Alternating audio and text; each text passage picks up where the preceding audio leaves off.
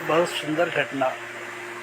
एक सेठ के यहाँ एक व्यवसायी अपने लोहे के तूल को, तराजू को बंधक में देकर और वो वाणिज्य करने के लिए निकल पड़े।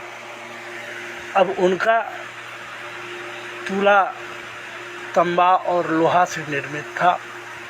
देखकर सेठ जी को उस पर मोह आ गया, लोभ आ गया, और उस लोभ को रखते हुए उन्होंने उसे उसके बदले में 50 रुपया दिए और वो लेकर के वाणिज्य में चल गए।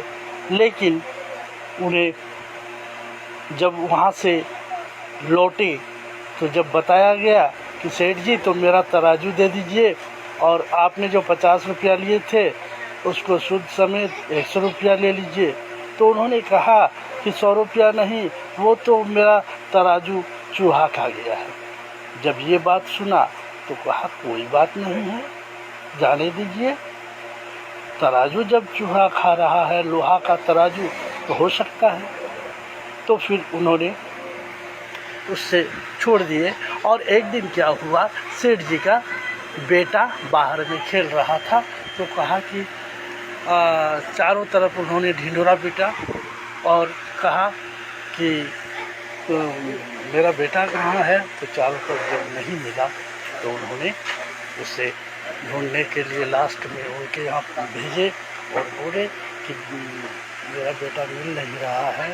तो फिर उन्होंने उससे कहा कि हाँ, आपके बेटा को तो हमने देखा था, एक गीद उठा कर के ले गया। तब उन्होंने कहा क्या 10 साल का बच्चा को एक गीद उठा कर के ले जा सकता है? तो कहा कि क्यों नहीं, जब एक लोहे के तराजू को एक चूहा खा सकता है तो अवश्य एक गीद 10 साल के बच्चे को ले जा सकता है। तो फिर अंत में उन्होंने उनके तराजू को दे दिए।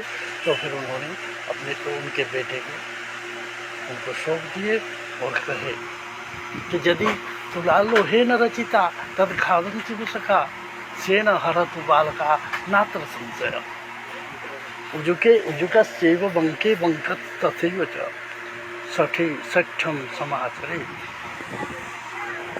श्री धन्वंतरी देवाय नमः। इस तरह के ज्ञान के अनेक चीज़ों को इस चैनल में मेरे देखें और ज्ञान अर्जित